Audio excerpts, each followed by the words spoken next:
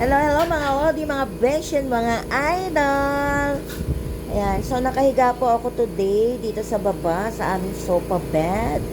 At talagang ramdam na ramdam ko mga besh ang init, lalo na yung singaw ng electric fan. Sobrang init. So ingat pa po tayo today dahil 42 degrees Celsius ang ating heat index. So, kung kayo aalis ng bahay, magdala po ng inumin, extra towel, payong, napakainit po ng panahon. Kaya ingat-ingat po. Meron lang po akong gustong i-share no, about dito sa aking breast. No, sa parting inoperahan. Medyo nakakaramdam po ako ng pagpitik.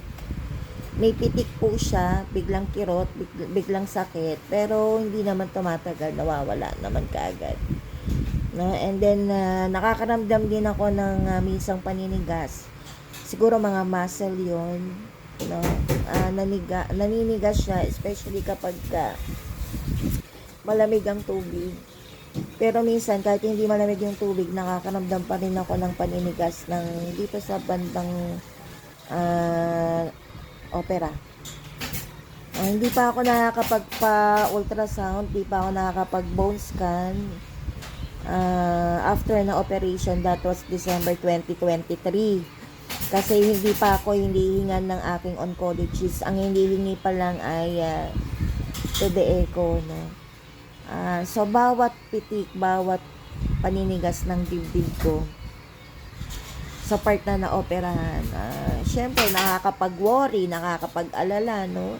Ang dami mong iniisip, pero talagang ganon, kung ano man ito, ay sana wag namang itulot ng Panginoon, tibo pa, no? Ang tagal ko na rin hindi nakapagpa-laboratory. That was December 2023. Kaya hoping for the best na wala naman siya. Kumaga part lang ng process ng paggaling or hilom. Kasi yung ibang mga nakakakilala ko, Beshi, nakikilala ko, ganon din daw sila, no? Lumipas na yung taon pero nakakaramdam pa rin sila ng pamamanhid, pangangapal sa part na naoperahan.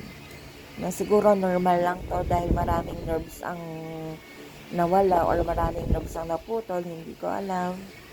No? Kaya tuloy-tuloy lang ang pagdarasal, hoping for the best na wala to, part lang ng process ng paggaling.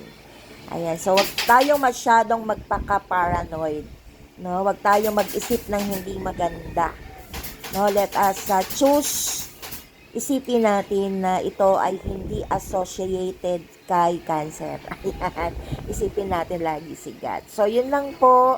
Basta wag tayong magpakapraning, wag sa pag-iisip, wag tayong mag-overthink. Ano man yung mga nararamdaman natin kakaiba, wag tayong masyadong overthink. Kailangan pa rin ng tamang gamutan, tamang check-up para magkaroon tayo ng peace of mind. Enjoy po ang lahat. Happy day!